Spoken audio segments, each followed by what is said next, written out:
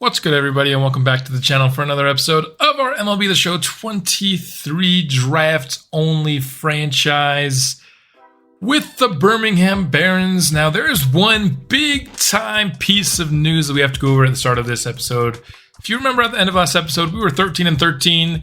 We now find ourselves 14-12 because I forgot to save the last couple of weeks, so I had to redo them. I did the same scouting. I did not use hindsight 2020 to avoid kind of a couple busts that I scouted. But one major thing that happened in this simulation was that Jason Gill will be out for 2 to 3 months. So a big time price to pay for one additional win in those couple of weeks that I had to redo. Don't love to see that. He is our highest potential position player. And my sloppiness forgetting to save the episode costs him a couple of months on the field where he could be developing with this team that is honestly one of the highest rated teams in AA. I actually think we are rated as the #1 team in AA. I don't know if that's still the case with the Jason Gill injury, but mostly just kind of like our contact is rated really well and our speed, and then some other things. Our pitching is actually pretty high up in the AA rankings as well, so hopefully that can result in us winning a lot of ball games. But let's hop into this game against the Chattanooga Lookouts, where Francisco Escobar will get a hit right away from Miguel Polanco, who will start this game for our Barons. Our highest overall lefty. He's not our highest ceiling lefty, as we do have Diego Moya, who's B potential, and here Miguel Polanco's only C. Gets a strikeout there, bringing up Nick Quintana, who will get this one into short right field. And there we see runners on the corners, still top of the first. Can we get out of the inning without allowing a run? This one's going to get to Melvin. He's able to turn 1-2, and we just get the double play out of the inning without allowing a run. That one was pretty dang close. Nice job by the infield there. We'll be going against Paxton Schultz at pitcher for this game. Full count pitch. Ooh, could have been a strikeout for Carl McIntyre there. Schultz instead will walk the first batter here. Marty Dempsey hitting over 300 this year. That should have potentially been a double play, but an error instead will leave us with runners on first and second. No outs to start our day. So nice beneficial error for us for sure. Alden Evans comes up. He cannot advance our runners. You know, for being by far our best contact hitter, I feel like he just hasn't shown up in clutch situations for us quite yet. You know, it is still very early in the season, so he has plenty of time to do that later. Leandro Velasquez gets a hold of this one into right, but handled easily. And so what started out as potentially going to be a high-scoring inning, now we just have 2 outs. Can Elvis Rivas, who is playing in place of the injured Jason Gill, get us on the board? And he does get a hit here. That should score the first run of the ball game. Carl McIntyre able to cross home plate, and so the new guy, Elvis Rivas, able to drive in a run. Benito Vasquez would ground out over to first base and get us out of the first inning. We'd get only 1. And then Miguel Polanco will run over to first base, get the first out after Pollock couldn't quite cleanly field that grounder. And then Edwin Arroyo into short center field. The range of Carl McIntyre being shown off a bit there. He's able to make the play and get him out. And then a strikeout and the inning. A clean second inning, much more clean than the first for Miguel Polanco. Jeff Melvin playing shortstop for us in this game. That one is hit fair just barely. And so he will get a single here to lead off the second. I'm not sure why Jeff Melvin is playing. I set the lineup for Blake Boyer, our A potential shortstop, to be playing against righties, but Jeff Melvin is playing at this game. I actually think it might have been from when Jason Gill was injured. He was injured like a couple of days before I stopped simulating. And the auto lineup might have put Melvin. Melvin is a higher overall than Boyer, but Boyer's just a higher potential, so I'd rather see him developing. Chad Pollock here will get on base with a second error already in this game. Once again, we have runners on first and second. Carl McIntyre up to the plates. That one just caught at short. Can't quite get that one to fall. So now we'll have 2 outs. Bring up Marty Dempsey. He swings at that slider way inside. Not the prettiest of swings. Full count here for Polanco. Gets a pop-up towards first base. Chad Pollock able to find it. Easy out there for the first out of the top of the third. Full count yet again now for the 9-hitter Garrett Clark. He gets a nice hold of this one, but Elvis Rivas able to easily make the play. 44 pitches now for Miguel Polanco as Francisco Escobar will ground out. So 3 innings, 44 pitches, not bad at all for Polanco. Alden Evans back up to the plate. This time he gets right over to shorts. That's an easy play made over there. Leandro Velasquez, the pitch high in the zone will be caught. He got underneath that one, not surprising with, a high pitch. Elvis Rivas, he is going to get on base once again, so really just an injury replacement, mostly for Carl McIntyre, for being honest, with his 25 durability. It turns out the guy with 90 plus durability is the one who gets the first long-term injury of the series. But he's playing well as this injury replacement for us. Tapper down the third baseline, and Benito Vasquez is safe. Not the sexiest of base hits, but a base hit is a base hit. Unfortunately, can't make anything of it, as Jeff Melvin will strike out here in the third. 2-2 pitch to Urbaez is lifted to right, but once again, Elvis Rivas hardly having to move there to get that out. And the leadoff man is retired in the fourth. Nick Quintana grounds straight to second base. Benito Vasquez gets an easy out there. Looks like I'm starting to get the hiccups, which is extremely annoying when I'm trying to commentate a YouTube video. But Alex McGarry is going to get this one to find itself in play. So they've got now a man on first. Brian Ray also able to get a base hit. Carl McIntyre with the throw over to third will hold the man at second. But a man in scoring position now for the Lookouts. And Arroyo gets this one to drop as well. And so this will be the first run scored by the Lookouts to tie this one up. Now runners on the corners. Blanco, 1-1 pitch, straight to Dempsey. He's able to field it. And so we'll get out of the inning, allowing just one. But now the game is back to even here, bottom of the fourth. Sandoval will strike out to lead us off there. Bringing up Chad Pollock. Gets a nice hold of this one out to left field. That was a diving play, but play not made. And so Pollock should easily have extra bases here. He's going for 3, and he gets it. That will be the second triple of the year for first baseman Chad Pollock. Not, the position that you expect to have triples from, but like I said, we kind of just forced Chad Pollock into first base. I think he was a second baseman or a shortstop even when we acquired him. But we just didn't have any first baseman. Carl McIntyre will bring Pollock home here, so we will retake that one-score lead quickly here just in the next half inning. Whitey Dempsey flies out to right field, bringing us to 2 outs here on the inning.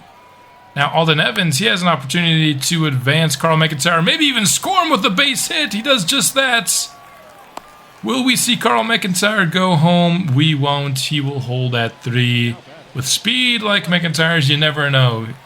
Can almost never be too aggressive. As last episode, he was able to walk us off with our first victory, going home on kind of a weakly hit grounder, you know. So his speed is definitely a difference maker. But it was no worries anyway, as Leandro Vasquez would end up bringing him home anyway. And now the lead is 2. Elvis Rivas will draw a walk, and so he has gotten on base all 3 plate appearances in this game. Very strong start to his Barons career. Again, this isn't like his first game or anything, but Jason Gill was, I think, injured like a couple days before our last game of last episode. But anyway, as you see there, now the 3rd error on the Lookouts today. This is easily the worst probably fielding we've seen from a team, but all of a sudden I call them out for having terrible fielding, and Urbaya is out here making the leaping grab to save what easily would have been another run. So the score is 4-1 for Polanco. Now he's got a little bit of room to wiggle with to still pick up that victory. Pressure's off him a little bit. We'll get that first out. 2-2 pitch to Garrett Clark coming up, and that's a swing and a miss for a strikeout. Order flips over for the Lookouts, and that's well hit into left field, but Leandro Velasquez has a read on it and makes the play. So we'll continue with that 3-run lead. Now going into bottom of the 5th, Kevin Sandoval. He was probably the biggest surprise of last episode. His ability at the plate. This one he gets some nice contact on, but just goes straight to right field, so he will be retired. Here to lead off the 5th. Now Chad Pollock tripled in his last plate appearance, and he's going to get another one here, hitting in the 9th spot. Now we have like 2 episodes in a row where the bottom of our order is just having some good games here. And Chad Pollock trying to get him stealing second, but he has some great speed, and he's able to just beat the throw. Despite it being a pitch out, still able to beat it. Now 1-1 pitch, and Pollock's trying to take 3rd, and he's got it. Let's go, stealing 3rd. Chad Pollock, a difference maker on the base pass. Definitely one of our best at stealing a bag on the roster, shown there. Now Carl McIntyre just has to get some solid contact to bring him across. He does just that. The lead now 5-1 for the Barons. Offense looking better than it did in our first episode, which is kind of what I was hoping for.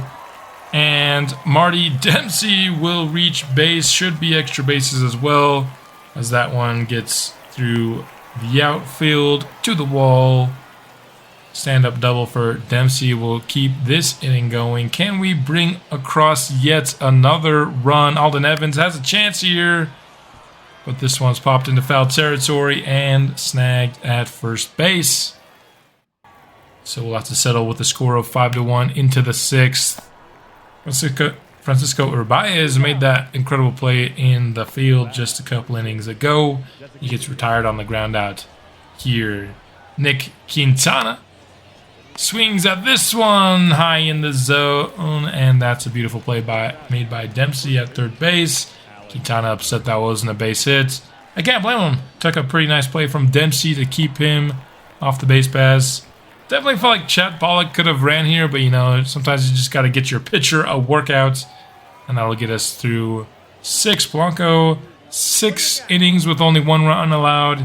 You like to see it. Leandro Velasquez will strike out for us here, bottom of the 6th. Bringing up Elvis Rivas. Can he reach base for the 4th time in this game? Got another solid hit on it, but a lot of these hits are just going straight to right field, which is unfortunate, but not entirely surprising. We go down quietly in the 6th, and we'll keep that 4-run lead. Juan Moreno would come in to spell Miguel Polanco in the 7th, excuse me, and immediately allow a leadoff single. Bring up Edwin Arroyo. He will look at strike 3, down and inside in the zone. Not happy with himself on that one. Beautifully located pitch to get the first K of the game for him. 1-2 pitch, and that's another, this time swinging. Alan Cerda waves with a high fastball. And a third straight strikeout. So he allowed the leadoff single, but then struck out the rest of the inning. So you love to see that. Jeff Melvin gets a hold of this one into right field, but just cannot quite find the gap. We're giving that right fielder a workout in this game. 0-for-3, Kevin Sandoval will get this one and just get to first base. Couldn't be fielded cleanly over there at second, and he will be credited with his first hit of the afternoon. Now Chad Pollock has been excellent here at the plate today. This one's popped up. Plays should be easily made. You never know with this infield, though.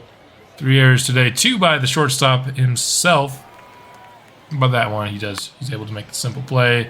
Carl McIntyre, much like Pollock before him, will fly out to end the 7th. Kevin Sandoval stranded in that inning. Garrett Clark, leading off top of the 8th, will get a base knock. So much like we started the 7th with Moreno, he allows a single. But unfortunately for him, he wouldn't be able to strike out the rest of the side, but he would be able to get a double play. Just as nice, if we're being honest, because it's worth 2 outs instead of 1. And so the base paths are empty with 2 outs here for Urbaez. This one's caught over in left field by Velasquez. And that will be the 8th inning for the Lookouts. They just have 1 inning remaining to try to trim the lead. Here, 8th, we still have 1 opportunity to even extend our lead, but Dempsey will be retired with the fly out to left field. This one, Alden Evans will get on base with a solid single. Here, you know, talking with the first baseman coach, you know, hit is a hit is a hit. But Leandro Velasquez gets a hold of that one, and we will extend our lead. Now 7-1. This is the kind of offense I was hoping to show off in episode 1. I think we just have a lot of guys who can hit for contact and get on base.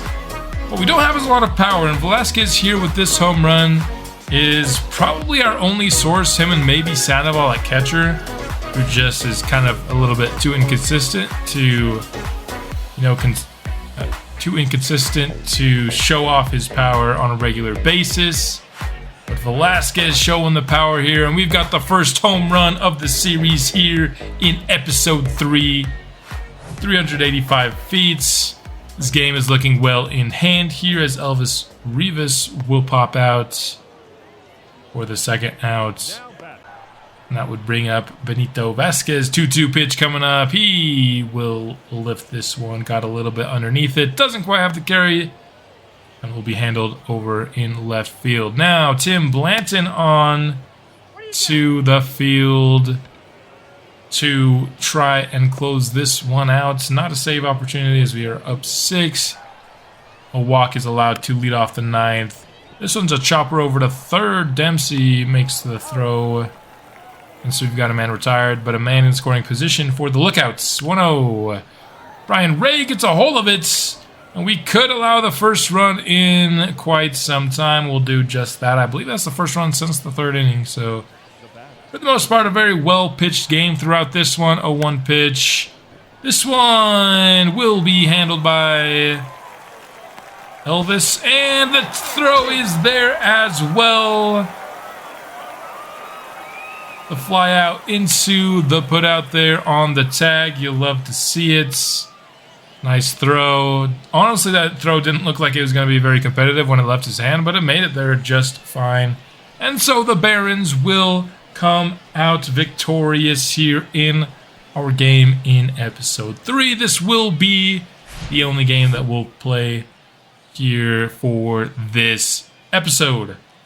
Felt like it. We showed enough offense for it to be entertaining enough. We'd end up simulating the rest of May, kind of like I said before in episode 2. I think the pace that we're going to go out for the AA portion of this series is going to be kind of a month an episode, and so Gonna go through the rest of May, and now I have started my draft board here for the Barons, and the guy I'm looking forward to the most here at the top of this draft as we have the first pick is Alberto Rincon. Just looks to be an offensive beast, and you know, I would love a guy that could potentially make more of a two-way impact, but I just don't know how likely that is. The guy that I think is the best two-way player in this draft would probably be Ray McCollum here of the position players. Gonna be a good fielder, has contact, has the plate skills, not gonna show very much power though. And so that's kind of an archetype that I feel like we have a lot of on this team. We have a lot of contact, but we don't have a lot of sources of power. Like I just talked about earlier this episode, Velasquez with his home run. Sorry, I have a Vasquez and a Velasquez on this team, but he's kind of the only one, and I'd like more. In terms of pitchers, probably the best in this class is Manny Rincon here. Has good break, and his walks per 9 are going to be kind of looking insane, but velocity is not the best. Stamina is okay. I just think I like these two position players a little bit too much to probably take pitchers first. I also think there will be pitchers available in the second, with guys like Esteban Acevedo probably being available. Well, I guess not probably. He's ranked right at 38. We have pick 37, so 50-50 shot probably whether he's available. Velocity break through the charts. Per 9's decent spot. Home runs per 9 is probably going to be pretty low. But just like that's a possibility to get a rare combination of velocity and break. And so I'm very interested in him. Pablo Delgado looks to me like more of a high floor, low ceiling, like a guy who could maybe come in high 60s, maybe even low 70s, but is going to be a B potential guy. Steven Gutierrez is a guy that I like. It's probably between him and Acevedo, the guys that I like the most in terms of the second round pick. And so the fact that we have a few different options there at pitcher with the second round pick makes me lean either McCollum or Rincon. I think if you're looking for, like, we could have 3 straight drafts where, like, the 3 probably most important defensive positions in baseball, we could come up with guys who are going to be good at all 3 of those positions, and that could be really, really nice.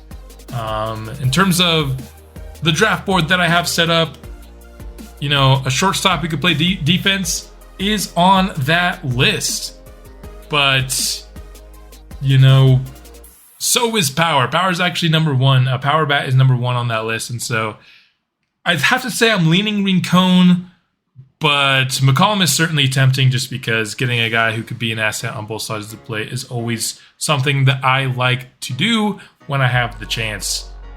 So this is kind of what we're looking at for the draft. Not everyone that I've drafted that I've scouted is on our board. We've certainly scouted some duds as well.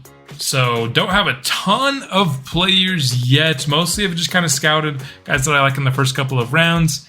Next episode will be the full draft preview. We'll go through guys more that I like. If I find more guys that I like in the first 2 rounds, we'll go over them, as well as finding some guys that I think will be good options for us in the later rounds. Let's finish off this episode just by kind of going through some of the leaders on the team thus far through the first couple months of the season. Chad Pollock leading us in stolen bases. No surprise after what he showed us last time. Kyle McIntyre hitting .321 on the year is really good, but even probably more surprising is the fact that Kevin Sandoval is hitting .293. And I honestly think he's one of the worst hitters on the team. How is this possible? He's also has the second highest slugging percentage, the third highest OPS. And so I know it's really early to start talking about maybe surprise of the year, disappointment of the year, but I think Sandoval has the inside track for winning surprise of the year. I really like how he's hitting. I forgot to show the stats last season just because I simulated too much and they erased the stats way too early in this game. That's one of my biggest gripes with MLB the Show 23. Like, why can't you see a minor leaguer's player's stats through the end of the season? It's just, I don't know. It bothers me, but it's fine. It's whatever. So, but I know he wasn't hitting. I think he was hitting below 250. His ratings went up a little bit, but not too much. So he's shown a big jump this year. But in terms of pitchers, leading us in WAR is Buster Pringle with John May in second. So Buster Pringle's also been really good. You kind of expect him to be good, though. He's like a 74 overall pitcher, pitching at AA. That guy should be good. Carl McIntyre, honestly, could be in consideration for Surprise of the Year as well, because his contact is really good, but we drafted him as a fielder, and he's doing really well. He's actually leading us in WAR with Kevin Sandoval, tied for second with Leandro Velasquez, who is kind of another guy like Pringle, whose potential is C, but he's already in the 70s overall, so you kind of expect him to be good at the AA level. That's all I have for this episode. I'll be back soon with another, and I will see you then.